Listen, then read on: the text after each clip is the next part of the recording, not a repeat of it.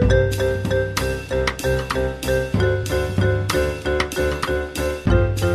listening to Two Guys Talking Wine with Michael Pinkus and André Proulx. Michael, let's go into the Wayback Machine.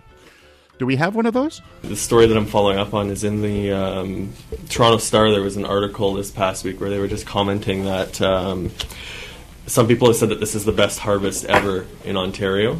And I just wonder if you can comment on that. Yeah, well, I'd agree. I would say that this, from the very beginning, we've had a great growing season with very timely rains, great heat. So all the vines are very healthy, and the sugars are looking incredible right now. We're at least 3 weeks ahead of a normal year, so that's good news for Ontario, and it's good news for red wines as well, which is what we always strive to make here. And we sometimes struggle with in cooler years, but this year it looks extremely bountiful and incredibly rich and concentrated. So I think that the flavours are going to be like you've never seen before in Ontario. So that takes us back to 2010, and that was before I was formally a wine writer. I was working for CFRB at the time, covering the story of how great the 2010 vintage was, and that was when newsrooms had the ability to spare resources to let plucky journalists cover lifestyle stories that people should care about and help people drink more Ontario wine. And the 2010 was a very good vintage, if I remember correctly. It was also Craig's first vintage. Ever. Yep. Ever. Like, as a child. Well, first vintage of Trius Red. Sorry. Thank you for correcting me. Okay. We're doing something a little different today. This is, I think it's not quite Legacy series. I know we've kind of put that on the shelf. This is close to Legacy. This is as close to Legacy as you can get. Yeah, so we've assembled the Avengers of Ontario winemaking here. We have. We have the aforementioned Craig McDonald. Would you like to say hello? Hello. There you go. We have the OG, JL Groux. Hello. And we have the new G. The new G. In Emma. And I guess the baby G in baby Ben. G. Yeah. And Ben, baby G. Ben Minaker. And what we're doing is you've done Stump the Chump with me where we've rated the dredges of your cellar. I think what we've brought here is a bit of a highlight from my cellar. I've been building a vertical of Trius Red since 2010. Partly inspired by my interview with you, Craig. Excellent. Partly by the fact that this has been one of my parents' favorite wines. One of the reasons I gravitated to this winery when I moved here. And it just kind of dawned on me when I saw it was the 35th vintage for the 2024. Like, that 2010 sitting at the bottom of my wine rack is not going to be getting any better. And what better excuse? We have at the table every winemaker minus one who has worked on Trius Red. And when we put this together, hopefully after we do this interview, I'll try to get Darrell Brooker on the phone so we can talk to him a little bit after this interview to get his thoughts. But Darrell was only here 3 years. Was that right? 2-3 years? He was like a blip on them. He was here 5 years. It feels longer than that, yeah. It does.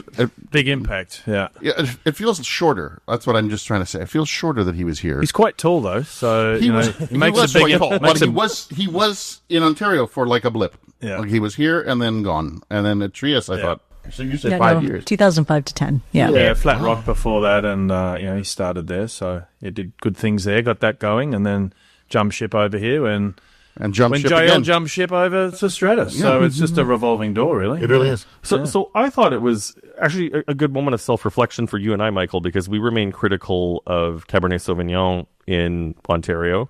I saw some shoulders go up a bit when I said that at the table here. Because nobody agrees with that. But I mean, when we're talking about the wines that are making its way into my cellar now, it's predominantly Pinot Noir and Chardonnay from Ontario, but I always have a soft spot in my cellar for Trius Red. And this wine, it says right on the bottle, it's called the Icon. And I figured we should talk a bit about the history of this wine. I'm not going to put it on trial because it's in my cellar, so clearly I love it, but what a unique opportunity to have this group of winemakers together. And the last time we talked to JL was in a bar on an iPhone, I think, and it was, oh boy, if you want to talk about going into the Wayback Machine, I don't even think I heard JL through half the interview, and I was like, why do we release that? Yeah, we have better production value now, for sure. So, you know what? Let's go right to the beginning. I know we've talked about your biography on the last interview that we did, but you originally come from Bordeaux. No, I'm from the Loire Valley. The Loire Valley. Okay, I was wrong. I was right. I can't believe I was right on that. I said he's from the Loire, and André goes, no, he's from Bordeaux. I could have swore it was Bordeaux. Yeah, I'm from the Loire originally, but I studied in Burgundy for a few years, and then I betrayed them, and then went to study in Bordeaux. Okay, so you studied in Bordeaux. I knew there was a Bordeaux collection. I love how he says that. Yeah, and then I betrayed everyone and came to Canada. The love for wine. Well, so what was the draw to come here? Well, freedom, maybe you could say. Let me explain that. In Europe, back then, it was a lot of legislation that was very difficult to be creative and to change things. If you here we can have Gewürztraminer and Cap Sauvignon side by side and still have wonderful wines out of it. And here you could create more techniques and plant whatever varieties you feel like. Consumers were more open to new ideas. They say, well, try if we like it. In Europe, it's a bit more difficult to work that way. If you are not entrenched in the original, traditional way, it's difficult to move on. So research and development being one of my hot topic, and freedom of creation, Canada did offer that to me. So what was the impetus to create the blend Trius Red? Well, it started in 1989 when suddenly we discovered we could make red wine. So suddenly we say, wow, what happened? So I remember looking at all the data and say, what happened? What did we do different? Because suddenly there was some good red wine. So we started to make a Cap Sauvignon, a Cap Franc, a Merlot, and we were close to bottling. And then somebody got the idea of, let's do a Bordeaux idea. And then we say, sure, because we love it. My colleague back then was trained in Bordeaux as well. So we took all what was ready and we started to taste to make sure we have an assemblage. And it was about 9,000 liters, something like that. I remember the tank. I can show you the tank where it was made back then. It's probably still there, yeah. and off we go. So Trius because of 3 varieties. But then back then, I don't know where you are on that, but we had 3 Chardonnays from 3 different terroirs in Niagara. And the trio was completed with a Riesling. Dry Riesling, very dry Riesling, below 5 grams, and that was tough to sell. But anyway, it's another story. So that's how Trius came to life. The design was by a gentleman called Peter Milczynski. He worked on it anyway. A bit of working together. So back then, that was a high hand of this company. That's where the best wine we could think of. And it came because we could make, for the first time, great red wine, and came 90. And again, it was a great year to make red wine. The vintage was not great, but we had good red wine again. And then came 91, and we were in heaven. Yeah. So anyway, that's how it works. And Jael, do you remember approximately, I'm not asking you to the percentage, but what was the blend that you did? Was it mostly Cab Sauv? Was it mostly Cab Franc? Was it higher in Merlot? What was the blend? It would change every year for sure because it was made by of the first one. The first one, I can't remember 89. I can tell you only that I remember the tank where it was made. It was close to a third each, but I can't remember for sure, okay? Each of Cab Franc, Cab Sauvignon, and Merlot, but I can't remember the exact. I could have checked that somewhere in my old paperwork, but I can't remember the exact number. But it changes every year according to the climate and taste. And you're still making wine to this day. Am I correct on that? Yes, with pleasure. Yes. And you're with Stratus now. Yes. But now we're talking 35 years ago because we're celebrating the 35th anniversary of Trius. What have you noticed about the climate in those 35 years?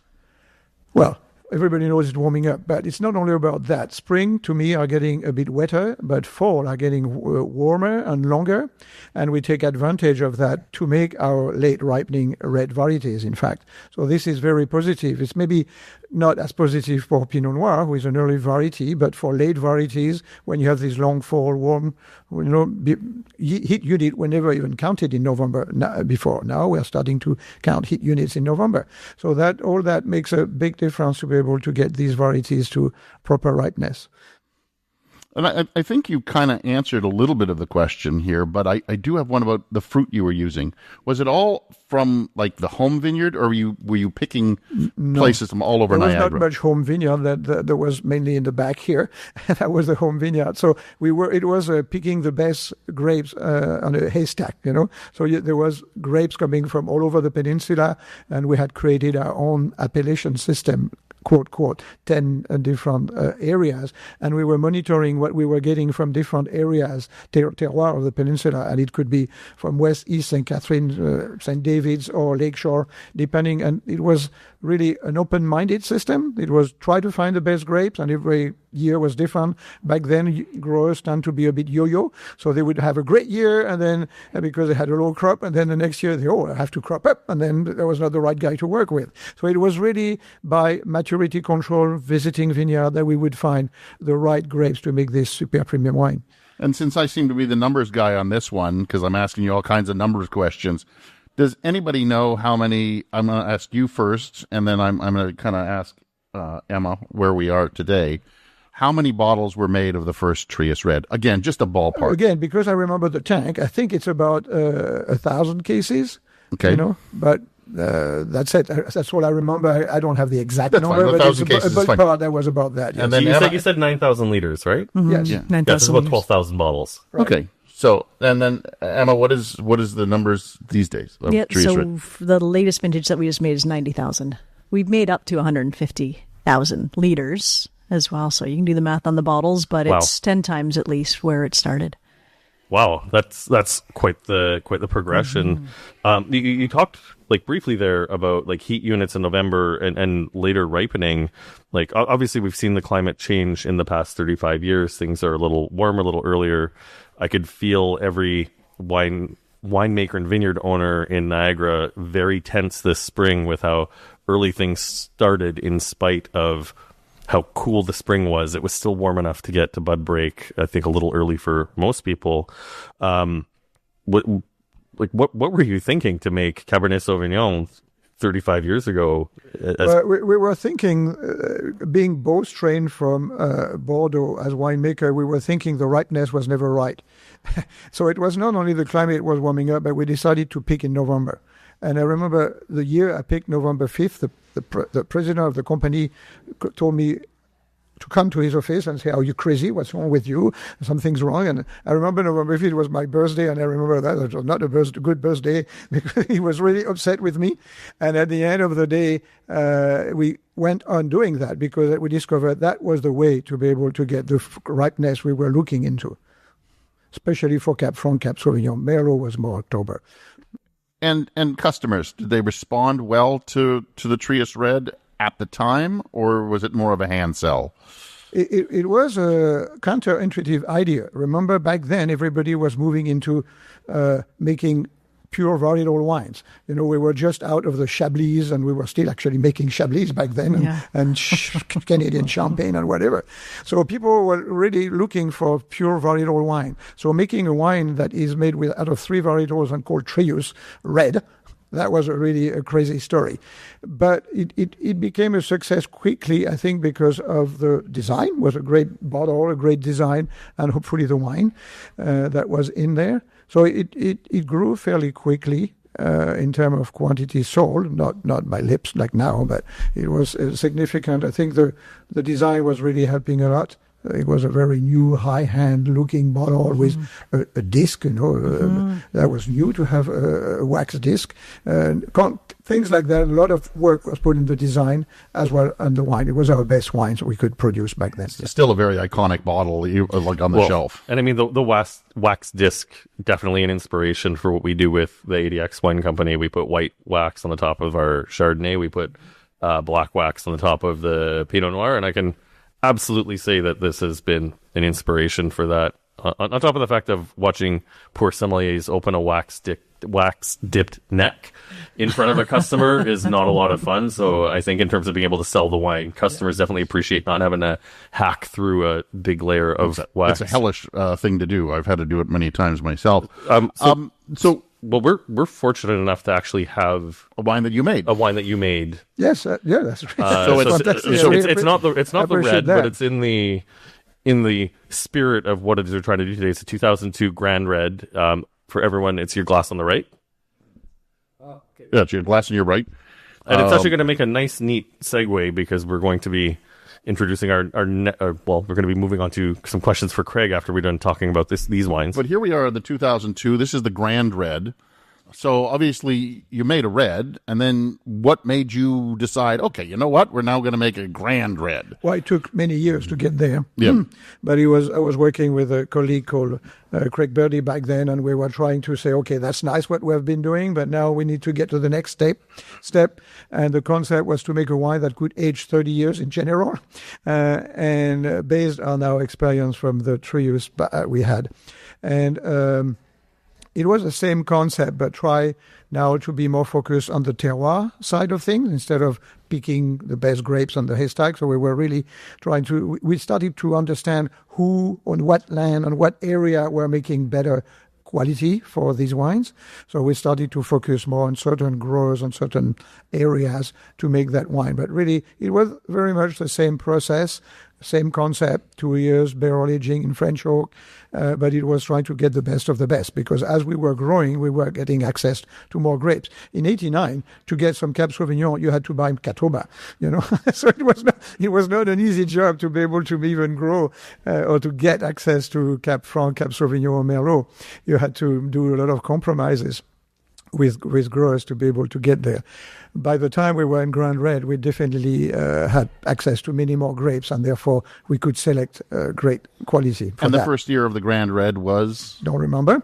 Got it. But something 2000 or 2001. I remember 2001 was a scary one. So in our glass we have a 2002. 2002. I think I saw a 2000. Yeah, okay. there's definitely 2000. That sounds right. Yeah, that sounds right. Okay, so this would be basically the second or third version of Grand Red. That's right. And you were going for a wine that would have been aging what you wanted to age for 30 years. Right. We're at 24. Right. Everybody has got the same wine in their glass. Does anybody have any thoughts on how the 02 has aged? I'm pretty impressed with this one. Yeah, it's definitely just in the spirit of the podcast, past what I would usually drink, but it's still intact. It still has a bit of freshness to it, in spite of the fact that the acidity is still okay. There's a leatheriness to this one. Start to be a bit nutty, though. You can see it's starting to. So I don't know how much it's going to make 30 years. 2002 was an okay year. It was not some of the best neither. So not surprised. We were very ambitious about saying 30 years, and I know some of these Trius Grand Red or not have been aged for 30 years or more. I tasted one 35 years old, and it was still good. So it's possible, but not all vintages are aging the same way, depending on the aging conditions. All of these things are. I'm sure your cellar is great, but well, no, but I mean that's it. This is the thing that I was anxious about with opening these. So that bottle of Trius. So the next wine, actually a great segue to this. So the wine we all have on the left is a 2010 Trius Red. Okay. This bottle has moved with me at least 4 times. Right. It was in apartments that were not temperature controlled for the first few years. And then by about 2015 is when I started to have the ability to afford proper air conditioning. In a podcast earlier this year, we spoke with Stephen Ranger. It turns out my basement in my home in Hamilton, I have great humidity, but is a little hot for a wine cellar. Usually sits between 17 and 18 Celsius. So that's where that wine has rested for the past 5 years. I find the wine that don't move, for example, that stayed in this library here, they tend to age longer. That's my experience as well. But it's known, right? When you move wine around, it's not the perfect way to go. For a wine that's 15 years old, though, and has been moved around a lot, I think it's very much intact. I would say that one has life to go. Yeah, definitely. Yeah, exactly. The 10. If anybody has 10 in their cellar, I wouldn't be in a rush to drink it, but I think in the next 5 years you're probably going to be pretty happy with it. I mean, there's still freshness to it. The fruit is almost still like showing whispers of primary, and it turns out I was onto the right path by covering that vintage. So.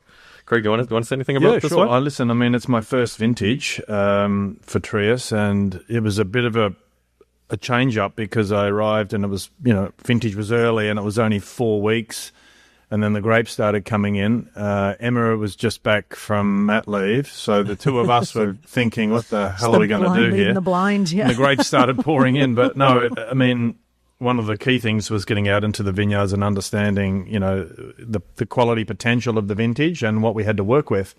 And the Carlton and Clark vineyard, our 2 main red vineyards, I was really taken by the Merlot. It was a pristine year, dry, hot, and early. And the Merlot is hanging extremely well and started to shrivel perfectly. And, when that happens, it's not always every year that happens, but you do get an incredible amount of structure and tannin because they start to shrivel and you get a higher skin-to-juice ratio. And with that in mind, 18 months later, we found that the Merlot was exceptional from that vineyard and became the driver for this wine. So, but to JL's point, ageability's always been in the back of my mind, knowing the pedigree of his work. And coming in my first year, I wanted to do something that was definitely ageable, but also a little different to make a mark, which was Merlot as a driver. And a lot of people said, why the hell are you doing Merlot, And then you try it, and now you try it again 15 years later, and you can see it did exactly what it was supposed to do. You talked a little bit about your first vintage here, coming in, the short time frame, but let's go back to the beginning of your career. You came to Ontario from Australia. What brought you here? Yeah, by way of Oregon. I spent 2 years in Oregon. Okay. And then during that period, met a Canadian gal, and that happens. And that brought me to Canada. And that's the short story. Dropped the anchor and never really left. So did a few bits and bobs back in Australia until I became permanent in 2000. And then was at Creekside for 10 years and 2010 over here. So really a large part of my career has been in Canada. I'm more Canadian than Australian, in fact. Oh, 100%. So a woman brings you here, but what did you have like a preconceived notion of Canadian wines, Canadian red wines when you came over, or was just... No, zero. Ice wine was really, thanks to Don Zeraldo and putting it on the map and, being everywhere with it. But no, there was no real understanding of wine, of red wine especially. But I tell the story, and I've said it a bunch. The very first red wine I ever had was the 95 Trius Red at a barbecue way back when. And it really caught my attention. And I know the bottle was nice, but the wine was better. And but great vintage too, 95, And it was actually, I think it was $16 a bottle back then. And then holy crap. The price jump went up to 19 not long after, but exceptional. And that caught my attention. In fact, I applied for a job with JL and Angelo Pavan at Cave Spring and ended up moving down to Cave Spring because these guys wouldn't give me a house. I had nowhere to live, so whereas that's right. Angelo that was an inconvenience. Otherwise, I would have been here. I love the wine. Yeah, so the booby prize was to go and make Riesling with Angelo and live with Charles Baker. So that's another story. But yeah, and live with Charles Baker. I can't imagine that. So you take over in 2010. I think you kind of hinted at it as we were talking. Did you find it daunting to take over this iconic wine that you, first of all, fell in love with? Second of all, would have worked here, but now you're the guy. It's not, you have nobody else to lean on. It's not like you're, the assistant. You are making the decisions now about how to deal with this. Now at this point really is an iconic bottle and an iconic wine. Yeah. No, listen, I mean, it was a whirlwind entry. And the good news is Emma and at the time Natalie Reynolds was on contract for a brief moment. So there was a good safety net there, if you will. But, I think the anxiety came around knowing that it had to be good. You can't screw this up. It's definitely a benchmark wine for the industry. I've always thought of it like that. It's quite revered. And, in the back of my mind, I knew that it had to be done right. And, you do what you have to do. You get into sort of an autopilot with as much creativity as you can, and then, but harvest is largely about shooting from the hip, making the right calls, based on what's coming at you. So we did that, and I think we did a great job. And then it gets down to the blending, the assemblage, and that's really where the magic happens. But honestly, it was a great vintage, so you really couldn't go wrong. And it got down to style, choice, which, the luxury of time. You have a bit of time to do that. So.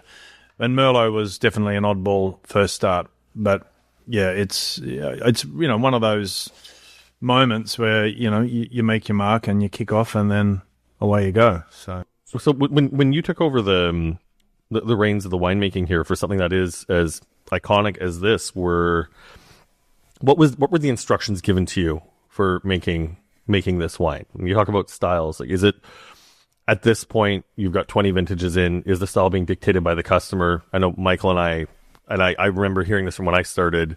People still occasionally refer to us as Napa of the North, which drives me nuts, drives you nuts, especially knowing more than we know now, because this is not Napa of the North for so many reasons. We're our own thing.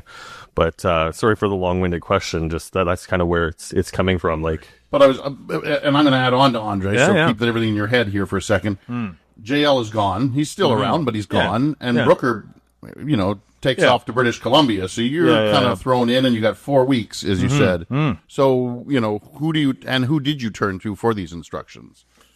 I didn't receive any instructions at all on it, and the only sort of thing in my mind was, don't screw it up, like I mentioned. But I think it's,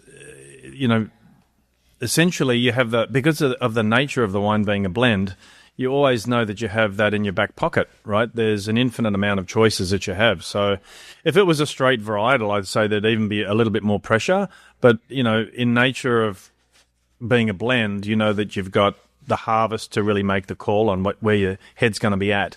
So I think it's really about the DNA of the wine that gave me the insurance policy, because you have so many options in the final blend to create. So there was no instructions other than, you're here, this is your interpretation.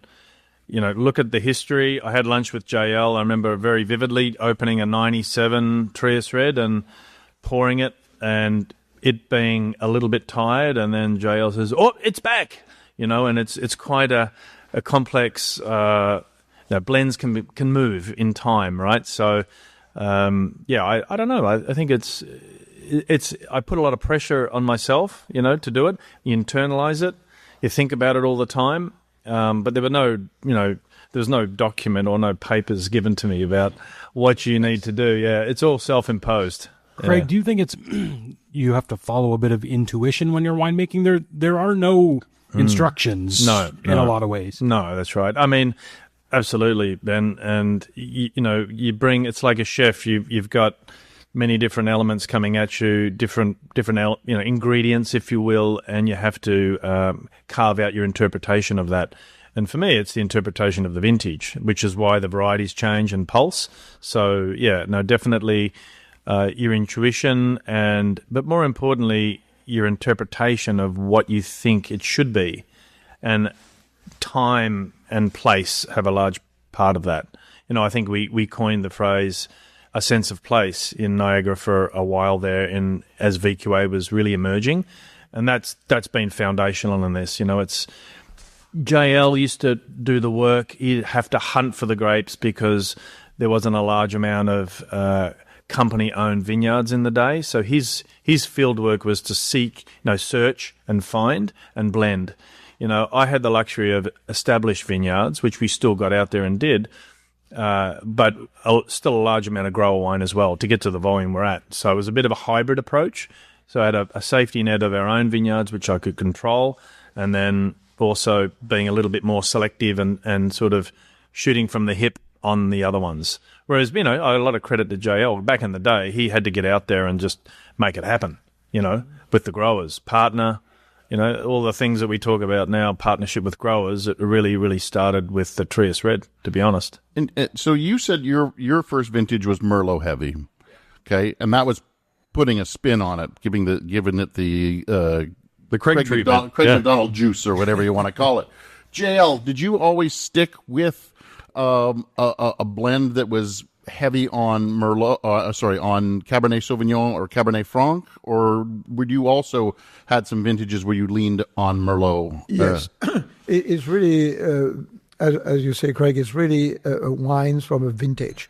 So some years was not great for Cab Sauvignon. So we typically, we were working by tasting. It was not, it's not a good year for this, so let's not do it. But by tasting, very quickly you find, maybe that's not a great year, Cab Sauvignon, so let's put, naturally, by tasting, we would put more Cab Franc or Merlot in certain years. And then when it was a great year, sometimes Cab Sauvignon could become 50% of the assemblage. So it was not an intellectual. Actually, that's dangerous. If you start to be intellectual about making wine, blind tasting, that was the way to go. You don't know what you're doing. You are tasting, and then eventually you look at it and you say, okay, that works. But if you have preconceived idea of that barrel is going to be better than this barrel, sometimes a pressed wine will fit into the assemblage. So it doesn't. It's really, you need to be open-minded. Blind tasting forced you to that. And that's how you find the right assemblage. So yes, Merlot could be a high level once in a while. Yes. So Craig, what year was your last vintage of Trius Red where you would have overseen it, I guess, completely? Yeah, I think the last one that I officially sort of blended, and Emma's been here blending them all, actually. Of note, Emma's here with me. She's been here with Darrell. She's been here with JL. Yes, that's right. So she's literally blended all the wines over, been part of, which not a lot of people know that. I did not know that. I am looking at Emma, and I'm like, there's no way you're that old. Yeah, I appreciate that. Thank you. Yeah, that's right. You're 35? Yeah, give or take. Yeah, it depends on the day. Yeah, the last, what we call blending session time that I participated and curated my thoughts were 22. Okay. And then, I was kind of hanging around 23 and kind of like a bad smell or what? So in your 12-year run though, like with what you've learned about what this climate offers, how would you say your style evolved from 2010 to 22, or did it evolve? No, it did. I hadn't really had much experience with Cab Franc. If you go back to the Creekside days, we had Cabernet Sauvignon and Merlot. I had no Cab Franc.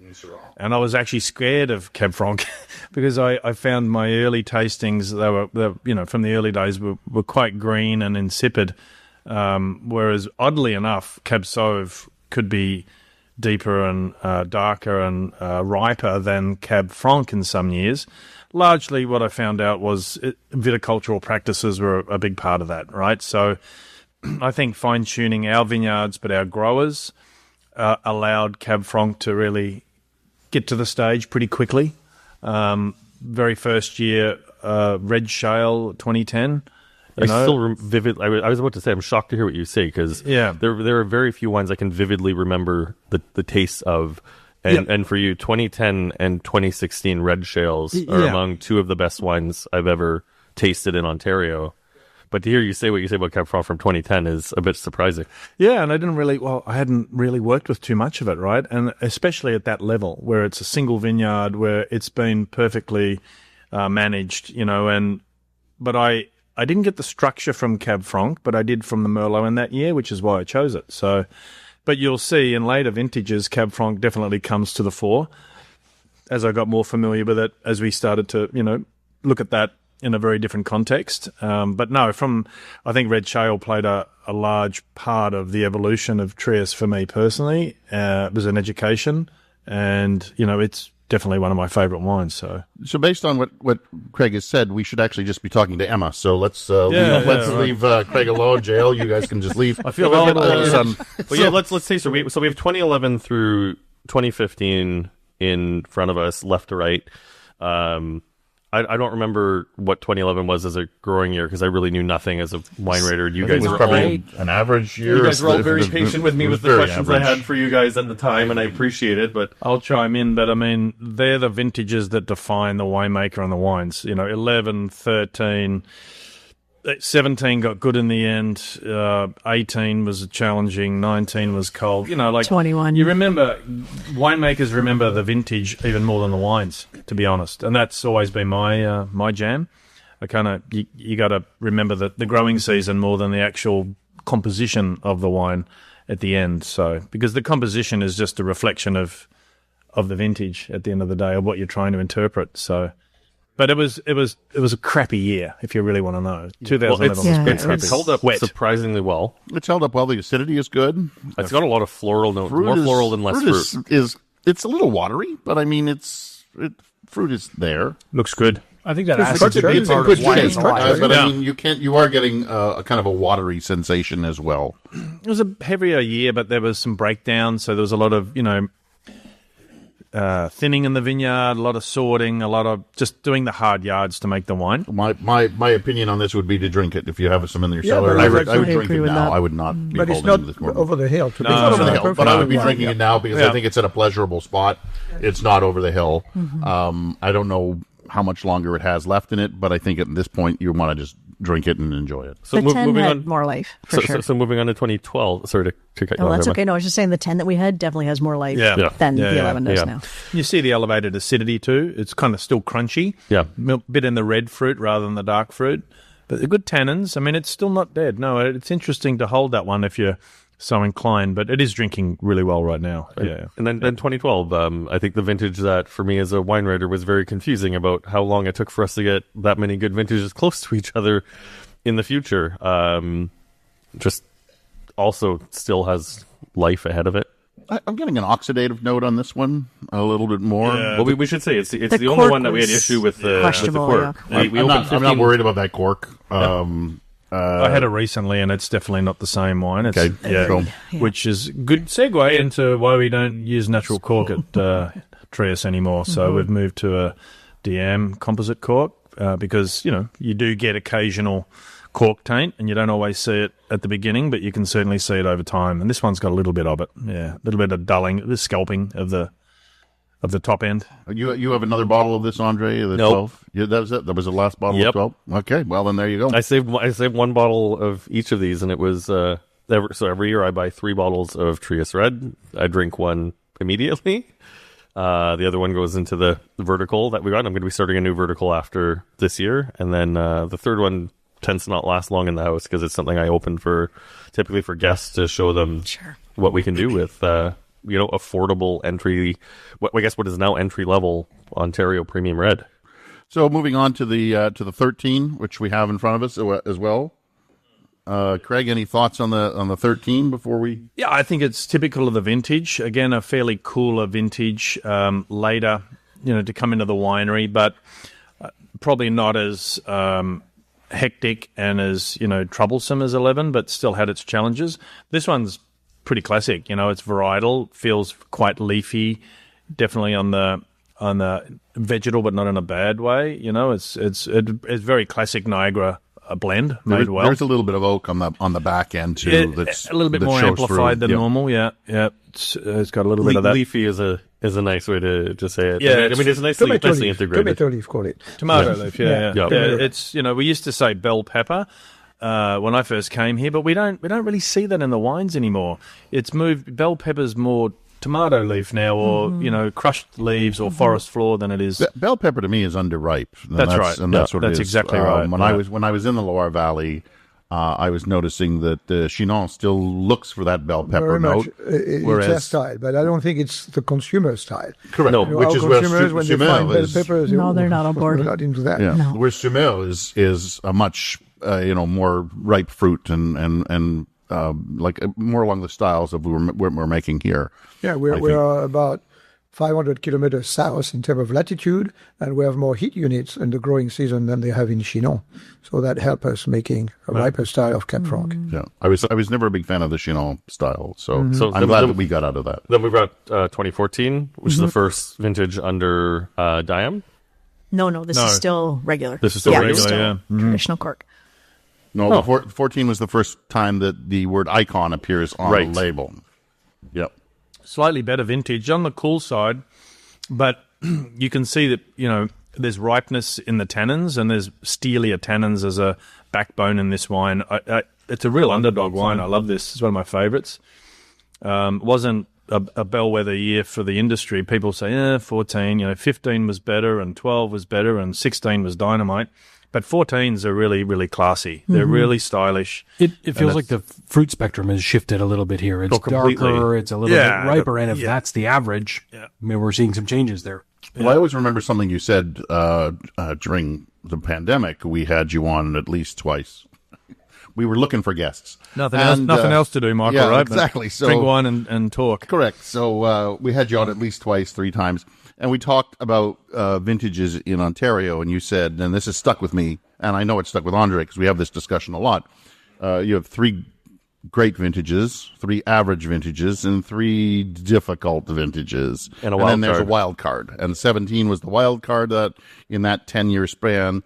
And 14, I would say, would probably sit in that average category. I think that's fair. And, good wineries can elevate in those average years. You really can. And it's there's a multitude of ways of doing it. But they're never going to be blockbuster wines. So it just becomes more your approach in balance, blending, and also looking at the pedigree of where you're picking as well. You've got great vineyards that are getting older. They may not appear to show their best cards early on, but they do evolve over time. So I think a lot of winemakers try to make that great wine right at the outset and expect to find their options right in front of them now. Whereas, there's kind of the rewards of patience by holding back a little bit. And this is a good example of that, where, you put your best foot forward and you just wait and you know it's going to happen. So 14 was good. That 14 is still lively. It's still fresh. It still has lots of life in it. Again, I would say if you're holding it, drink it because it's pleasurable now. Yep. I wouldn't. Yeah. I don't know how much longer it's got, but it's really drinking very well now. Yeah. And to put a 12-year-old Ontario wine on the table and go, look how well this is held up. I think $21 on at the feels time, about maybe right. 20. Yeah. Correct. So if you have a bottle put that on the table, say it's a 22-year-old bottle of Ontario Red, I think you're going to impress a lot of people. So. And then finally, we're going to end this version with the 15. Yep. It's great. It's really good. Yeah. I mean, I don't know if we caught on the microphone, but like Emma, you looked up and said, like, this is really good. I went and revisited it. It's a lot of dark fruit. Like, I think we forget that 2015 was a warmer vintage because it got eclipsed by... Emma, what do you talk about? Yeah, well, it was a big year, right? We're coming off of 13, 14 really heavy crop years. When I say big, I mean intense. Like we had some winter damage. It was a shorter crop year, and it was a really warm season. So as a result, you get a wine that's got really big... Like it's just they got so much power on the palate. You can taste the alcohol. It's definitely a lot more, especially coming off of the 14, which is a lot more elegant, a lot more old world. This is a bit more just riper, I would say, in a darker spectrum. Good like September, 21 straight days of sunshine. It was September. amazing. Yeah. So I remember, André, you and I had the conversation off the microphone. We were looking at putting these, or you were looking at putting these flights together. And you asked me, what did you think was going to be a standout? And I said, I think the 15 is going to be the one that's going to look at, because everybody looks, because 16, and we're going to get to the 16, obviously, but the 16, everybody talked about, everybody said how great it was, everybody said how wonderful it was, but 15 was that, because of the short crop season. There wasn't as much. Yeah, there just wasn't as much around either. It was a short crop season, but it was a good season, and because 16 was, regular crop and so good, everybody forgot how well 15 wines are, and I think it shows beautifully. Yeah, it's one of those ones where winemakers say, you make the wine in the last 6 weeks, and this was one that Ben mentioned that was a perfect fall. It was a pretty average growing season. I mean, it was warm, but it had its ups and downs, but this was just dynamite. A bit like a bit more generous 17. 17 was a terrible growing season, but we had 45 days of no rain in the fall, which got everything across the line. All right, so now we have 16 through 20 in front of us. And you know what, Craig, everybody loves your accent, but I'm going to go over to Emma now. Because it turns out you have been here as long as these gentlemen, which is kind of surprising to me. I'm still sitting here in shock, André, about how... about how long Emma has been here. So what was the draw to come work at Trius? Or Peller, the Peller Group, I guess. Yeah, the Peller Group. It would have been Hillebrand. Hillebrand back in the day. So I came down to the Niagara region late 90s to study enology and viticulture at Brock. And part of that program at the time was you needed to complete various placements. And one of the placements that I chose, or what I was lucky enough to get, was being hired by JL in 2002 as the R&D winemaker. So I would take his ideas of whatever it was that he wanted to work on and ferment some carboys and drums and work with the cellar guys and make the wines. And then we would taste them about, 3 or 4 months later. And I was fortunate at the time too, because I remember there were other things that we needed to fill my time with. It wasn't all R&D work and grabbing barrel samples, going through tasting, and we would set up the blind tastings in the tasting room over in the cellar. And so I did that in 2002 and then 2003. And then in 2004, that was when they were looking for a full-time winemaker. So moved to one of the properties and eventually came back down to Trius full-time. I did cover a maternity leave in 2007, but came back down here. And as Craig mentioned, 2010 full-time. So I got a call from Darrell while I was on mat leave. I'm leaving. I'm like, oh God, okay, that's great. So I'll be back in May, I guess. So I had 4 weeks with Darrell. We hadn't hired Craig. So it was the Emma show trying to figure out what happens here. And then thank God Craig came on as well. So we could at least have some allyship and figuring out what happened. Ahead of time, which was great. And then it's been sort of a journey ever since, to be quite honest. But yeah, it's been an amazing ride. So I know we're focused on Trius Red, but I just like the concept of an R&D winemaker. Do you have like anything completely wild that you tried and maybe didn't see the light of day, or something you made for back like R&D stands for research and development for people who maybe aren't familiar? Sorry, thanks for that. But there's more from those days. I would say no. Like I remember the last bottles. Like I can remember the bottles clearly in my head. They'd have the white labels on them, and there's some 2001 wines, and just seeing how those wines progressed, which was a whole nother education, as you can imagine. It was terrible. Like it was just what we don't want to replicate in the Ladybug year. But that we had a portion of the cellar dedicated to R&D wines. Like fortunately, our sparkling program has grown so much that space now is used for aging our traditional method sparkling. So more wide scale, but we have, like, I would say from an R&D standpoint, we would do larger projects now. Like we were just playing with some wines today that working with Jay Roller over at Gretzky, some whiskey barrel aged wines. So yeah, like we still are having fun, that's for sure. But it was definitely what I've always appreciated about JL is he's a perpetual student. I know you've been in this game for a long time, and anytime we go to anything in the industry, JL's up front writing down notes, and that was my start of my career of learning that perpetual curiosity of what can we do, what can we make, what can we trial. Like there's so many opportunities in this industry, especially being a newer industry at that time, of what can we learn, like yeast strains, malobacteria, time on skins, you name it, all kinds of different things to play with. So while you started there, you've been surrounded by this wine through your entire career. When you took over making the blends on it, were you given any instructions? I imagine the answer would be the same with Craig, but we've got to ask you the same questions. Yeah, that's fair.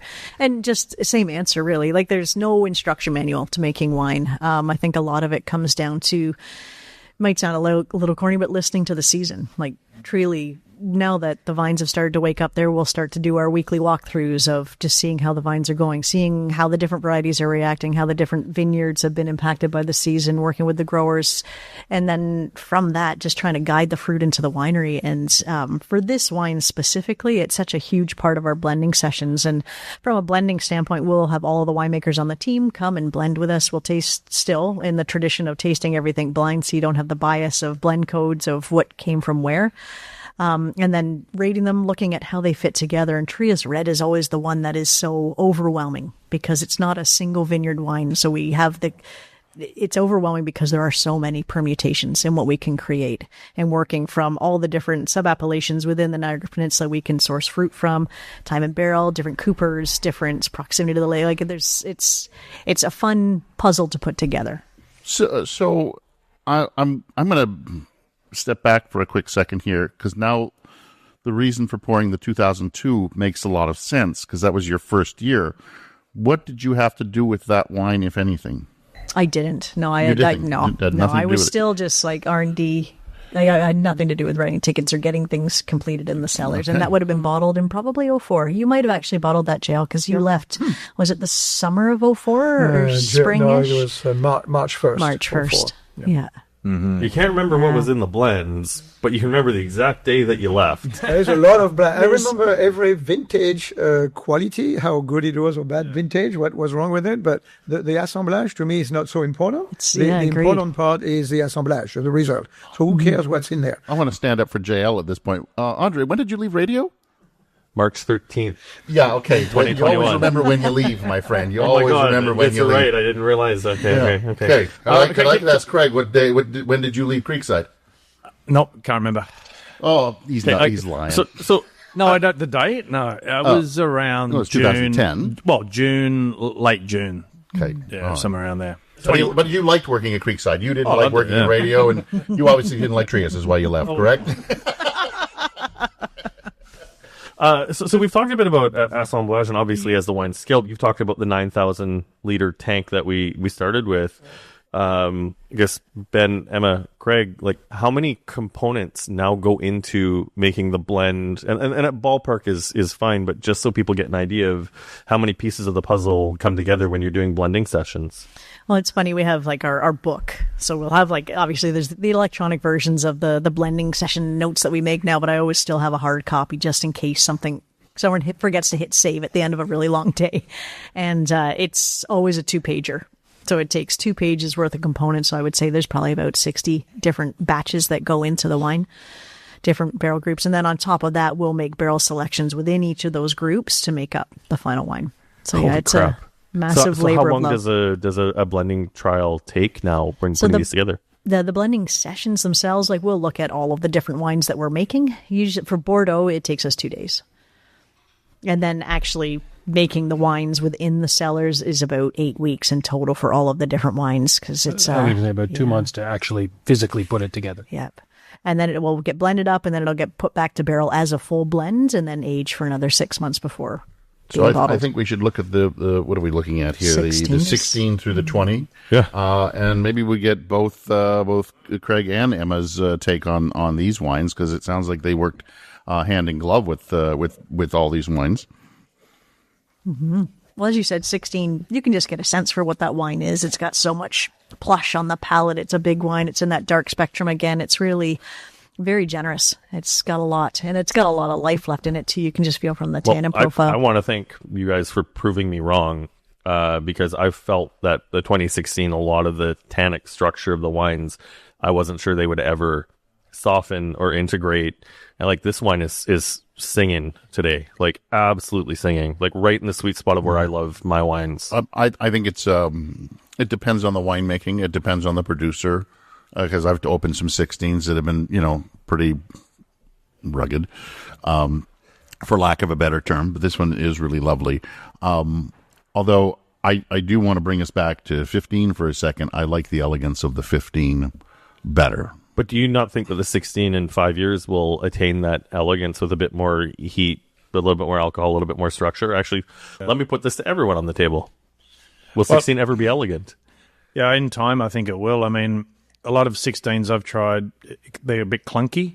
They can be a bit too much alcohol, lacks acidity, too much oak maybe. So, when you think about house style and about how we approach, you almost have to pull it back a little bit to get that elegance, because if you let it ride too far, it can get out of control. And people don't think Ontario can make big wines. You can, and they can quickly get out of balance. So this is a good example of one that's it's big, but it's not as big as some that I've tried. And the oak is restrained. It's present. There's a good core of ripe fruit there, but framing it all together is great tannin. And we did work, we've always worked with tannins and structure. That's always a hallmark of Trius Red. So, no, it looks good. It looks very balanced right now. Yeah. We all talk about, how difficult it is to make wine in a difficult vintage. But how is it just as difficult to make wine in a really great vintage? Because you are looking for that balance still. Yeah. And it's like, you're absolutely right, because when you think about the different aspects that go into it, you get seduced sometimes by the higher bricks, right? Like how far can it go? And in those hotter years, it can get away on you as well. So all of a sudden... It's been one of the things I've loved about learning as like a wine writer, now become wine business owner. I remember early in my career, every winemaker would talk about bricks. And then when you get a deeper understanding of what actually happens down here, it's not... Bricks are not the be-all and end-all, and you can still get underripe fruit with high bricks. Oh, 100%. Yeah, and that's something that you need to manage very closely, is trying to get that ripeness as well as that balance with bricks. like not having too much sugar, because obviously the higher they are, the more alcohol you're going to have in the finished wine. So just being able to manage that, and the acidity levels too. Like that's something that is so important that people may or may not take as much notice of. But working the cap with the reds in a hot year, you can easily get out of hand and have really over extracted wines that never soften, or will take a forever. really long time to soften. Yeah, and everything else will be gone by the time the tannins settle down. So it'd still be interesting to see this wine in 10 years. I think the 16 Totally. in 10 years would be very, which very is not interesting. bad for $22. Like that's the other thing I still can't get over is what I actually paid for these wines. So you talked about 2017. That's the next wine in the lineup here. This is what they call the miracle vintage. Oh yeah. Well, it was the miracle fall, that's for sure, that saved the vintage. There's no doubt about it. You know, very, very challenging, wet, cool season. You know, and an incredible fall. It was, and 18 after it was a bit the opposite. Train wreck, yeah. There was just so much fruit in 17 as well, though. Like I just remember being out at Carlton Farm, one of our properties, and arranging for what I thought was the final pick of that block. And they're like, okay, well, when do you want the other half of it? I'm like, what do you mean the rest of the block? Like there's more to come. So it was just, it wouldn't end. It just was incessant. But yeah, again, it was just a matter of making sure that you were managing that crop load, and it got to the ripeness level. And you're right, the fall definitely saved the. So does anybody know what the blend approximately is? Is it Merlot dominant, Cab Franc dominant? No, can't remember. Can't think of the bottle. I can tell you. Emma's got the notes. Yeah, I actually love assemblage. that. I really love that. It's Cab Franc, 46% Cab Franc. Yeah. It's ripe. It's yeah. You can see the red fruit in it too. A little bit there. There's just somewhere on the finish, I get a little bit of green, just a touch. Yep. It's definitely a drink now. Like as opposed to 16, where we could revisit that in 10 years. I don't think 17 would benefit from another decade. No, 17's drinking now. It was honestly looking like a disaster. Yeah, the harvest, and winemakers would probably shoot me for saying that. Turned out to be not so bad, and actually quite good if you did the right thing. But you know, it was an awful growing season. I mean, it was a big crop and no heat. A lot of rain, too, a lot of rain, and when we didn't need it, yeah. So we just got a great fall, dried out, bit of concentration. Tannins are not strong; they're a little furry, and and the fruit is on the red spectrum, and it's maybe a little more simple vintage, but still very good nonetheless. So now I've seen all of you cringe a little bit when we talk about 2018, and I suspect that's because everyone around this table works with later ripening varieties, because as Captain Chardonnay sitting at this table here, I haven't heard anybody really complain too much about 2018 with the Chardonnay growers, but I'm guessing you guys have a different story to share. Yeah. Well, I could just kick off I'll hand over to Emma, but there was one of the vintages where the bench and Niagara on the Lake were polar opposite. You know, it was very, very different. And normally they're somewhat similar. There's just a little bit of difference, but, we really got hammered here because we were much further ahead of Niagara on the Lake. We're always 10 to 12, 14 days ahead of the bench generally, but not always. Some years it can be ahead down there too. It's very dynamic. But this year we were well ahead, and then we kind of got caught with overnight rains and high humidity and all the pressure that you get for 2 or 3 days, and melting grapes on the vine, and it was just at moderate sugar, but it was a very challenging year. Yeah. What do you think, Emma? Emma still has nightmares. I do, yeah. I'm watching Emma's eyes here, and she's like staring off into space, boy. going. I remember it well. Yeah, we had never seen anything like it before. No. Like the come bench on Friday, was it's fine, and then you come back on Sunday, it's gone. Gone. What's going on? I know, it was crazy, and I remember losing some entire vineyards. I remember having like a little postmortem with Shiraz up at Malabar, and he was just like, it made me feel better that we were not totally missing. Like it was happening to everybody because the botrytis was just incessant. And I've never seen it so bad in reds. Again, like if you just grew up on the bench was fine.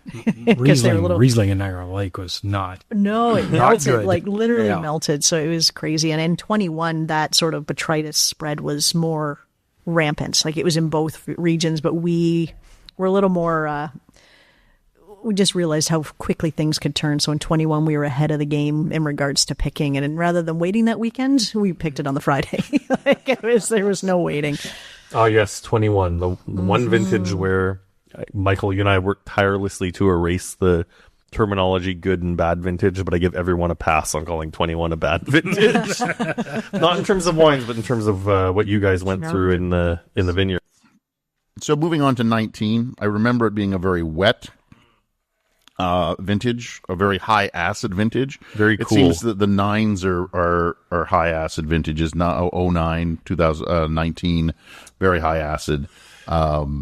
Yeah, any definitely a cooler vintage, but a cleaner vintage, and surprisingly good for the Cabernet Sauvignon. I remember Emma saying how good the Cab Sauves were, which seems counterintuitive to a vintage like that, but shows, to my earlier comment, how Cab Sauv can actually thrive in a cooler vintage if it gets that hang time and gets a clean break at the end, and it did. Not super powerhouse vintage, but really elegant. And I think, the acidity's up, but these ones, they can age quite well, I think. Similar to the 14. Yeah. Right? Like it's got that elegant, a little bit more old world in style, it's just got some finesse. Yes, it kept going as well. You're right. Another drink now vintage, I think. It is. The 19 kind of reminds me of, and you and I have been through this a few times, having talked about Italian wines. It has kind of that Sangiovese acidity, brightness to it. It's driving the wine for sure, whereas maybe the 16, the tannin, you can see driving the wine. So this is a flip to cooler for sure. Yeah. So... And as you said, old world. Old world, yeah. And I know a term that Craig uses a lot is a sleeper vintage, right? Just similar to what he was mentioning when he was talking about the 14 is it's that wine that you put together in hopes of where it's going to go. Yeah. And 19 was another one of those examples. I would drink the 19 over the 18, I think. The 19's just got a nicer mouthfeel. Oh, it's the acid. I would agree. To me. I would agree with that. And it's be a great food wine. Yep. Yeah. So 2020. The vintage people still can't stop talking about, much to Michael's chagrin. Well, I wish people would stop talking about it because it's like it's giving Mother Nature a pass. Well, and it's like the best vintage ever. Okay, well, great, but Mother Nature, give us another one. And it's the other thing too, where in the greater picture of winemaking in Niagara, like some of my favorite Pinots and Chards have come from the 21 vintage. Obviously, a little bit more challenging for what we're doing here. We will be tasting the 21 here as well, but I think my surprise with the 2020 only 6 years in is how much more elegant this already is than 2016 and what I remember 2012 and 2010 tasting. Does anyone want to comment on I guess a shift in style? Because you guys could have you could have made a bruiser in 2020, but someone clearly chose not to. I guess I would argue that's the benefit of the blend. It allows you to pick and choose or put together puzzle pieces so that it fits together a little bit better than a singular vintage or a singular site, or a singular variety or a singular site. Is there a trade-off in longevity in the cellar with the fact that this is more elegant? And like going back to the first wine from my cellar that we tasted, the 2010, that still has some vibrancy and freshness to it. Do you guys think that 2020 will hold on to the freshness the way that 2010 and 2016 have? No. So 16 and 20 are both hot vintages, but very different vintages. So 20, the way that the tannins evolved were very different. A lot more time and less compression, whereas 16 it kind of was a little coarser, a little rougher, big, but needs time, right? So you're seeing the wine being blended around that vintage. This wine has exactly a lot of elegance. It's very compressed. It's got fineness and elegance, but inside of that is a very coiled core of things waiting to come out over time. So it feels like a cooler vintage than the 16 for sure, but it's got a lot of power in there, and I'm really impressed how it looks actually in terms of what it's going to bring in 10, 15 years. So it's a sleeper vintage for 20. Now you could choose a different path. You could go down the let's pick it riper, let's give it even more extraction, let's work it, and let's really make a big one. But we didn't do that in 20. So why not? For the reasons I mentioned, I think we could have, but we didn't really have a choice in 16, whereas we had the choice in 20 20, it was a hotter vintage, 16, but 20, you could have the luxury of a bit more choice. So we did choose to pick a little bit maybe less ripe than we could have.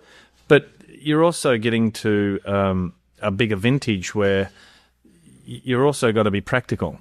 And there's a lot of fruit coming in behind it. So you do need to measure the way the fruit comes in. You can't leave everything to the end, So we do have the luxury of a spectrum to blend with rather than a compressed in 16. You've probably got, 3 weeks of reds coming in here. We might have 4.5.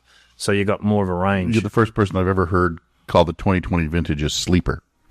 Yeah, well, I think this wine, I think it's a sleeper, yeah. I mean, the wine's a sleeper, but I don't think anybody would call the 2020 vintage a sleeper. We chose to, JL. No, I agree with that. I agree. So it's a wine that. There we go. Comment from the master himself. But the wine, he's talking about the wine. He's not talking about the vintage. You've been overridden, Michael, It has great acidity, 20 compared with 16. That was a big difference. And then, of course, that fights a bit with the tannins. So you really want to take it easy on that. This is remarkably well made because it doesn't have that problem. But many wines in 20 are a bit rough to start with, to the point that you feel like you want to sell your 2021 before you're 20, for us anyway. So it's something to be said. Yeah, I agree. So we've taken a quick look at, I guess a long look. We're in over an hour into this podcast about where this wine has come from. And I think the amazing thing about what we're tasting is this is still very much entry level. Like, this was a $20 bottle of wine when I started buying it in 2010. And, as someone who was making very little money at the time, I could afford this, but it was still like a treat for me. It was a treat to be able to build my collection around it. And, I want to talk about where we're going in the future, like not just with this wine, but about Ontario wine in general, because Michael and I, we hear it as critics. I'm sure you guys all hear it as winemakers, as people will still say we can't make red wine in Ontario, which is obviously short-sighted. We make amazing Pinot Noir, but, I think it's important for Michael and I. I like how you just go, still going. It's just Pinot Noir. It's just Pinot Noir. No, but I think that's a misnomer. This is why it's a misnomer that's starting. That's it. But that's why it's important that I collect wines like this as a constant reminder, as someone who, like, clearly I have a favorite. Like, I love drinking great Ontario Pinot Noir, but we also make great Cabernet Franc. That's it. We don't always make great Cabernet Sauvignon. We don't always make great Merlot, but Cabernet Franc is our Bordeaux varietal that is consistent. Which you and I will be unpacking in a later episode for sure. Yes. But it's just nice to do this exercise because even in the challenging vintages with an entry-level wine, 2019 was delicious. Did it have the length of 2010 or 2016? No, but we're still dealing with tasty wines here. Absolutely, we're dealing with tasty wines here. We're dealing with blends, and the reason that you make a blend is to obviously make a better wine in general. But I'm also talking about you so eloquently threw in Pinot Noir. I'm talking about other grape varieties that we do very well here. Gamay, Syrah. Syrah is it's not across the board. We have some great pieces and places where you can make good Syrah, but I'm talking consistently across the board. Pinot, I don't know. Does Niagara on the Lake really make great Pinot? The Bench makes great Pinot, but does Niagara on the Lake make great Pinot? Cabernet Franc, I think it's across the board. I think it's made great on the Bench. I think it's made great here in Niagara on the Lake. I think this is a fight you and I need to have in the alley out back, because I would argue about Pinot Noir in Niagara on the Lake. Like, I just picked up a bunch of 5 rows from Challenging Vintage. But, you know what, let's talk about Trius Red. Let's bring this back to that. Emma, Ben, we haven't heard much from you, Ben. And I appreciate you taking the role of co-host by throwing some bonus questions in. I just can't hold them back. I know. That's it. Well, when we get this group of people together, it's hard to not, right? Where do you see the future of this wine going? If that's coming towards me, well, I don't know. I mean, I don't see it shifting dramatically, that's for sure. I mean, I think there have been obviously some incredible foundational blocks that have been laid by winemakers that have come before us. And it's just about continuing that, making changes where we see fit. I mean, we were talking a little bit about tannin structure and how to deal with cooler or warmer or more ripe vintages. And that's something we talk about a lot as winemakers. I mean, thinking about extraction, how to manage those tannins. Is it for now, for later? And then where do we want those? Like in, November versus February versus June, where do you want to see those tannins? Because for a wine like Trius Red, it is going to spend, let's say approximately 20 months in a barrel. It needs to start with a relatively high level of tannin to be able to fall down to the place where it's going to be good when we put it in the bottle for that first bottle that you buy, André, but then also for the one 10 years from now. And so that's definitely a focus, I guess. For me, tannin management is a big one for Trius Red. It's interesting for me tasting all of these wines because something I think, Michael, you and I haven't even really maybe thought about with this is one, the vintage variation. I don't think there are two wines of this that are the exact same, and I think that's a great thing because it's really reflective of what it's like to grow grapes in Niagara. But the second thing is we've rarely even mentioned oak, and we are in an environment right now where use of oak is being pulled back globally. We have wine regions that were known, like I just spent some time speaking with winemakers in Crozes Hermitage, and all of them are talking about pulling back from 225s to 500s to larger vessels to make sure there's less oak influence on the wines. And this isn't a question about barrel influence because I almost think it's moot here. None of these wines are profoundly oak driven. Is it just that were you guys ahead of the curve? Like what was it that you saw that meant that you didn't need to have oak driving the bus with these wines? I think for me, just knowing how much energy, effort, time spent in the vineyard and what we're trying to work on there, knowing how you can quickly erase that if you put it into a barrel that's all of a sudden going to become the focal point of that wine. For years, we've been working with the Glen Lake boys and the Leps of the Niagara and the lake area, and just getting to that point where they see the value in putting that energy and effort into getting that fruit to that next ripe level for leaf removal, just as JL was saying earlier as well. To do all of that work, then to just put it into something that's a brand new barrel that's all of a sudden going to be the focal point doesn't seem to make sense. So I think that's sort of been our perspective the whole time. It's just making sure that the oak's restrained. It's there as a supporting piece, but it's not the driver. But like how did you get to drive the bus on that? Because surely somewhere there must have been someone in an office, because we're in a corporation here that was just like, customers are demanding an oakier cell. Did that never get communicated? You guys have always had autonomy from marketing? There's conversations obviously that take place, but they want us to make good wines, right? And I would argue that customers don't necessarily want wines that are just totally oak dominant. Right, like I said, they're present. It's there. You can get a little bit of it, but it's certainly not the driver. And this company values quality wine. Wine comes first. So if we feel it's really, really important for something to be one way, whether it's less oak impact or let's say very good quality barrels, then that's the way we move forward. I think that's a good call out too, is the quality of the oak that we're using as well is really, we're given full autonomy of what barrels we want to purchase for the year. Here's your budget, go to town. So we're very fortunate in that respect. So you've got good fruit, you've got good barrels. It's a really winning combination. So I want to go back to talk to Emma here for a second. We're gonna have like a very intimate moment here. Okay, ready? So you have been involved in making this wine for a long time, longer than any of the gentlemen at the table, surprisingly. Again, you look great. I appreciate that, yeah. Anyway, it's all the wine, obviously. It must be all the wine. What do you see the challenges have been making this wine in the past and the challenges making this wine in the future? Mm-hmm. I think for me, where we started to need more from a scale standpoint, like laddering up from the volume standpoint and trying to maintain that consistency of quality, that for me is probably the biggest issue and challenge that we've had to deal with. I think we've done a great job, and I'm just I don't remember the exact amount that we made each one of these years, but the difference in regards to the 9,000 liters that JL made back in 89, and for the 10, we wouldn't have made a crazy amount. But that's probably been the biggest challenge. And again, just trying to maintain that. Even it's nice to hear the two of you speak about how you view Trius Red. We know how we view it here, and you're from the consumer lens. What that wine means to the industry is really important. And so, to Craig's point earlier, not to mess it up, like to make sure that we've got that quality, to make sure that we're delivering from a overall commercial standpoint.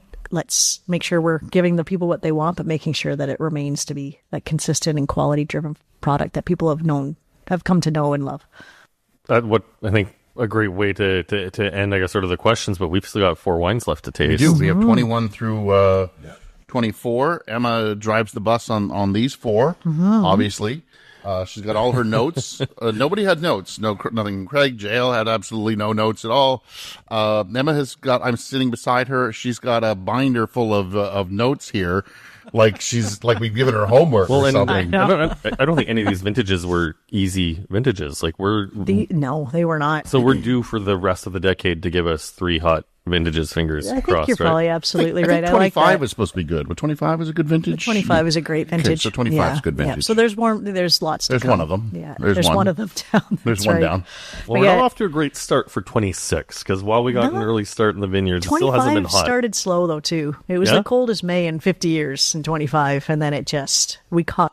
I remember that because I was like, I don't know what's going on out here. Yeah, this is very we're cold. Summer, but it's the fall that can make or break a season. So going back to 21, that was the second vintage that with the 80X Wine Company, we hand harvested Chardonnay. And I just remember peeling myself off the seat of my Volkswagen when I got home because I was soaked through with juice from the Wilms vineyard, wrist to wrist, neck to ankle, just stinky, sour grape juice from the breakdown on the vines. And that's my memory of 2021. What was your guys' memories of 2021? Yeah, there's definitely... Go ahead. Go ahead, Jill. 21 was a challenging year again. We have some once in a while. It was very challenging. Big crop again. And then ripening was painful, and you had to be patient, and sometimes being patient did not pay off because then it turned rotten. So that was not nice neither. So it was really a game of patience. At the same time, the first time I would say my staff, well, we don't pick late this year. Can't do that, because we're just going to be losing it all. So we are not going to pick late this year for a change. So that was 2021 for me. Right. Yeah, that's fair. Yeah, we were in the same boat. And as I mentioned earlier, we had a little bit of an insight into how this was going to go because of what we had experienced in 2018. And knowing in other years we'd seen a little bit of rot, but 18, everything just took off from a rot standpoint. In 21, we saw the signs and we just reacted where we could and picked, knowing that we wanted to save some of the crop. And some of the vineyards, obviously, they just were too far gone, and we did what we could to salvage what we could. But then taking care as much as we could of the wines inside the winery, knowing how precious everything was. It was definitely a challenging year. A nice wine. For the vintage, it's a nice wine. Lighter bones, lighter, easier drink. I would drink that.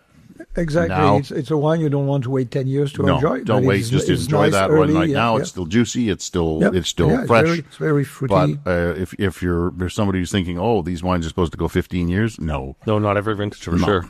So the 22. 2022. This was 21. It started raining in the harvest, and it didn't stop until February, and the water tables rose, and rain turned to snow, and I remember spending that entire winter shoveling snow. And then because of that 21, the grapes were not really winterized properly, and therefore we got a lot of winter damage in 2022. At temperature that normally do not create winter damage. So that was a very challenging year. So very small crop in 22, but high quality. Yeah. It was a great warm year, so it was great for that. Yeah. Really had to search for it. And so the years that you would tend to get 10, 20 tons off of in that block, you were getting 5. Yeah. So you were doing a lot of work for not a lot of fruit. But as a result, you could make some really amazing wines. That was the bittersweet part about it. It was such a lovely vintage, but the fruit that was there could, as we were talking earlier, could get away from you from a ripeness standpoint. So you had to be really close, and there's a lot of vineyard walking because there'd be like vines that had nothing, and then there'd be some that had stuff. Like it was a really interesting year. Is this wine hand harvested? Not entirely, but we probably did more hand harvesting because it was more economical to do that rather than run a harvester down some of the blocks because there just wasn't a lot of fruit there. I think you even said that 22 is hard to get. It was one of the hardest Trius Reds that you No, it was 23. I had a hard time getting. Oh, okay. I thought it was 22 that you said was a hard one to get over. We made a lot less in 22. Yeah. Well, then that actually segues right to 23, where I was looking at my vertical, and this is actually, I think, one of the impetuses for doing this was I was noticing that 24 was coming out on the shelf of the LCBO, and I realized I didn't have 23 in my cellar. Sent a note to Craig, and he he committed to hooking me up with a bottle if I couldn't find one, but at a wine rack, I was able to find 23 before the vintage shifted over to keep that vertical going. So, like, what happened in 23 that there was so little of it? I think overall volume we made quite a lot of, but the biggest change was the retail landscape in 23, or it would have been in 24 and 25 when it changed. So when that started to come to market, we all of a sudden were selling the wine a lot more different places. So where you would typically get it all of a sudden we ran out a lot more quickly than we were anticipating as well. So we were, it was a very different game. Retail modernization has certainly changed how we sell wine, obviously, for everyone. Well, it changes where you buy wine too. Yeah, so it's in a good way. us. And yeah, I would say so. It's been an interesting learning curve just to figure out best way to navigate the market. And what about the growing year? I know we talked about the retail side, but like Ben, how's 23? 23 was pretty average, I think we would say. Yeah, it was so not too high, not too low. Yeah, good crop. Yeah, crop, decent crop. I would have told you 23 is an average vintage as well. Yeah, it exactly. Like very average and. I just love how little we have to say about it. I know. It's elegant. I like the elegance. Yeah, the wine is good. That's nice. Oh no, but I mean, I think it's just I've been finding that like 21 was so traumatic. That everyone is just happy that a vintage is not 21. I think 22 is traumatic in its own right as well, but I think 23 just gave the regular everyday old vintage, and everyone's like, well, thank God we can at least breathe a little bit. Yeah, it's not elegant. It doesn't have too much structure that you can enjoy it as it is, and it will age 10 years, I would think. Again, this is another wine of the 3, 21, 22, 23. They're very drink now-ish wines. And when I'm saying that, I'm not saying, run right out and pull the cork, but I mean, 5-7 years, you'll be fine. Well, it's another thing where, like the experiment that I did with the aged Chardonnay that I had in my cellar that did not hold up well is you can make great wine that isn't meant, not every wine is meant to be held in your cellar for 20 years. And there's nothing wrong with that. And I absolutely do not mean this as a slight, but it's a friendly reminder that this is an entry-level wine that offers tremendous value. And in those hot vintages does become a cellar gem, but in a cooler vintage still delivers a really great reflection of what's possible in Ontario with a great winemaking facility and great winemakers. I think even the average vintage will go 7 to 10, but when you hit the 10 mark, you're going to be looking at a drier fruit. But if you want to keep that, if you're somebody who really likes their fruit fresh and juicy and relatively light, it's not a light wine, but I mean, and light, then 5 to 7. You want to go 10? Give it a shot. I mean, it's 20. What is it now? 21.95 still, or is it? No, it's 26.95 now. 26.95 tells you how long it goes. I bought a Trius Red, but I mean, even at $26, to hold a wine that long, it's pretty good. It once again comes down to us diffusing the argument that also we face. I'm sure you guys all face as well, is that Ontario wine is expensive. Well, good Ontario wine is more money than spending $10 on an Augie Pinot Noir an Augie Pinot Gris that you get at the LCBO, but dollar for dollar, this goes toe to toe with anything from Bordeaux at $26. This goes toe to toe with anything from Australia at $26, and I absolutely stand by that. Oh, I would argue the winemaking on this goes to like a Bordeaux that's worth quite a bit more than that. I mean, that's always the discussion around Ontario wine, right? Expensive relative to what? I mean, Bordeaux is not a small place either, and they produce a fair bit of wine, and I think this Trius Red is made in that heritage, that history, but I think it easily goes toe to toe with a $100 a bottle Bordeaux any day. So I guess we're going to end with the 24. 24. Once again, a vintage I don't remember as being super remarkable in terms of being good or bad, but this wine is out of the 4 singing pretty loudly today. Yeah, there's a lot of fruit. There's a lot of like licorice characteristic, and super spicy. Yeah, lots of spice, and it's interesting just to see how primary it is compared to where we just have come from. You know what I mean? It's such a baby, and it's very enjoyable now. But I would love to see where this is going to be in 10 years' time. I think this is out of the 4 that we've put in front of us. Definitely the 10-year wine And was it a decent vintage? Is another average vintage? It was a good vintage. Yeah. It was a good vintage. 2024 was very good. So the 25 is what you're saying is going to be obviously the next one, but it's a really good vintage. Yep. And if you had to compare it to any of the 15 vintages we had, where would you put 25? Is there a comparable to it? Pretty high. Yeah, I'm thinking like 2012 15, level, 16. Yeah. 2012. 15, 16. We get to 91, but 91 would be a great comparison too. Oh, really? Okay. So I'm gonna end with this question here, and I'm again to Emma, who has done all of these vintages, and it's this. I know that in 2014, Trius put the word "the icon" on the label. But in your mind, when do you think Trius Red became iconic? That's a great question. That's a great question. From my perspective, what I find most interesting and compelling, and I'm afraid I can't remember the exact year, I can tell you the time that it happened, was when Hildebrand transitioned to Trius. Right? It's when that we all acknowledge that actually Trius is more compelling and is going to stand the test of time more so than Hildebrand was. So that when we now have wines that are in that namesake, Trius Red, for me, that's when it became iconic because it was the wine that essentially became a winery. I think, thanks to everybody. Thank you, JL. Pleasure. Thank you, Craig. Thank you, Emma. Thank you, Ben.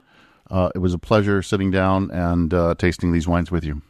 Thank you. And thanks for sharing. This is really amazing just to do such an introspective tasting. We don't very often get that chance. Yeah. So thanks for... Thank you for bringing all these fantastic wines, and it's great to see the consistency over the years as well.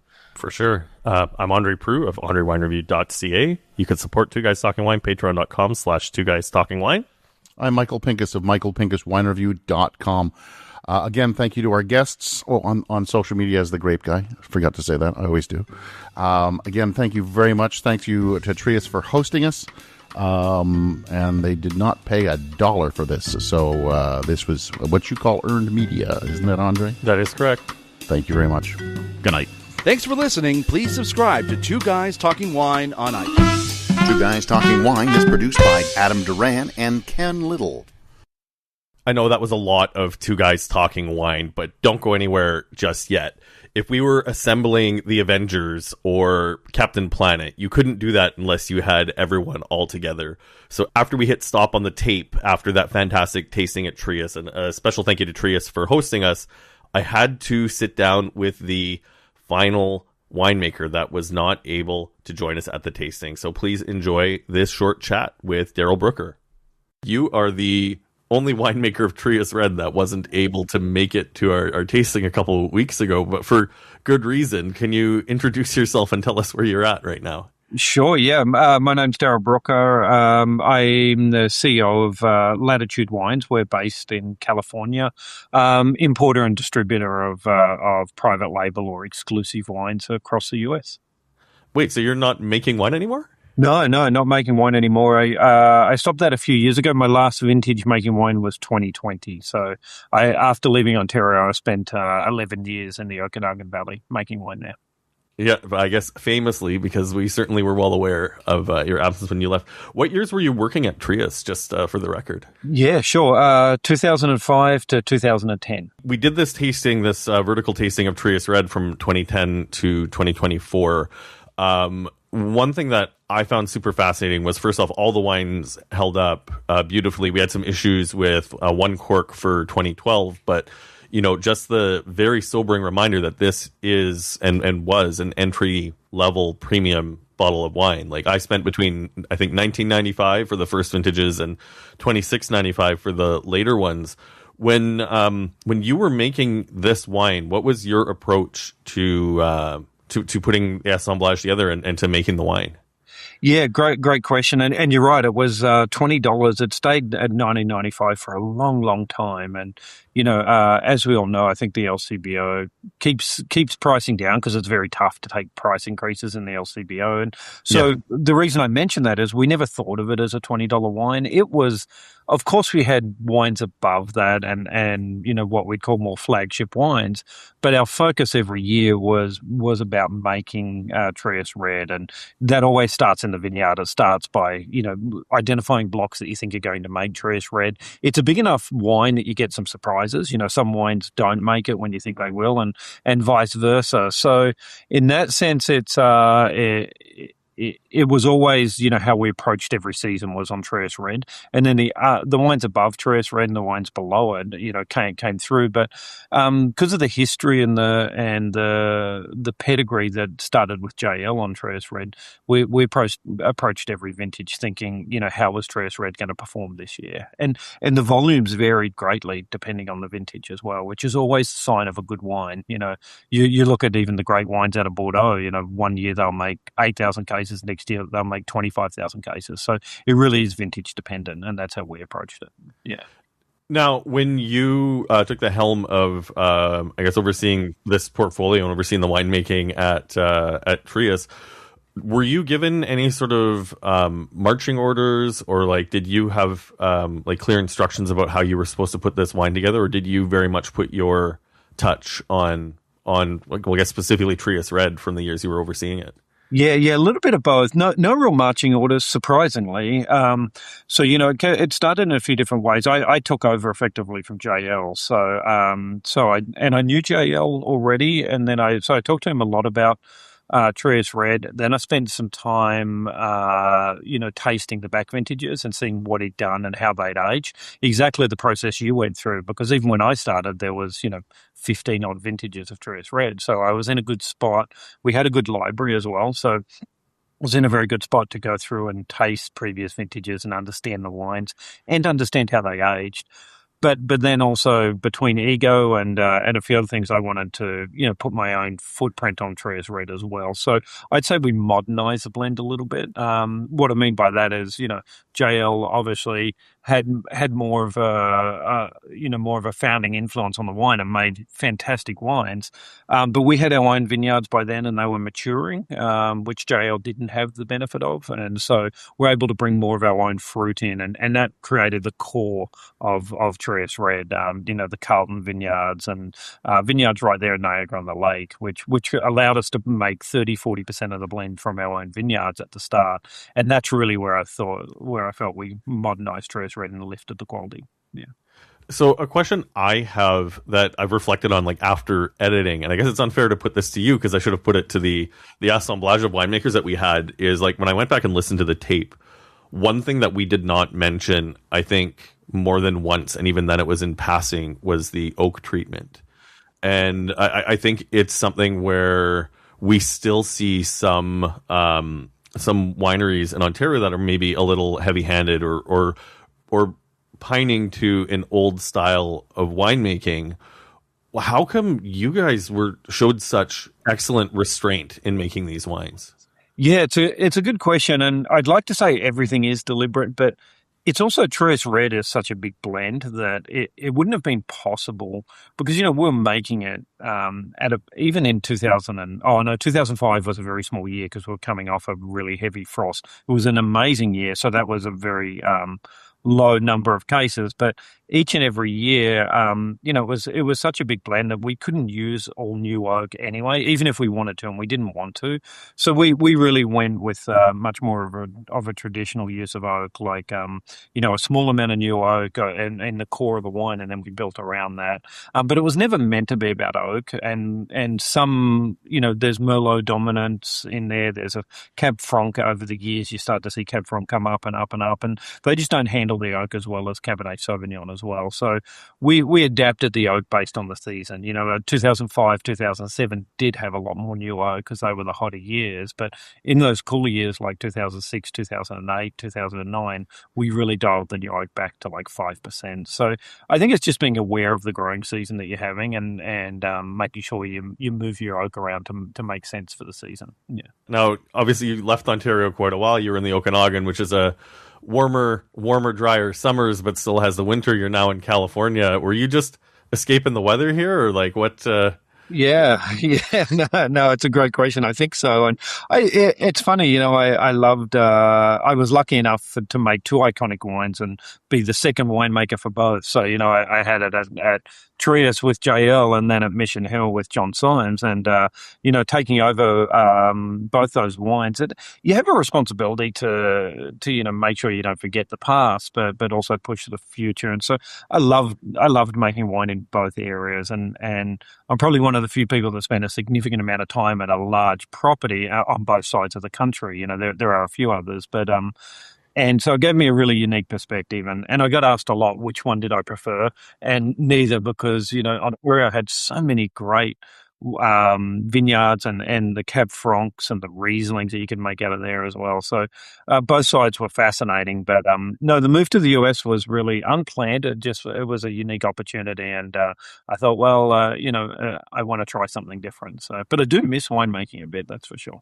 Yeah. I think you tied up all the questions I could have asked you in a bow, and I 100% was not going to ask you to choose, because I can tell you, as someone who writes about wine, and when you tell someone what you do and like what your side hustle is, they're always just like, well, what's your favorite wine, or do you like red or white? And I think any really great winemaker, or anyone who really loves this industry, can't answer that question, because you're drinking stuff from everywhere.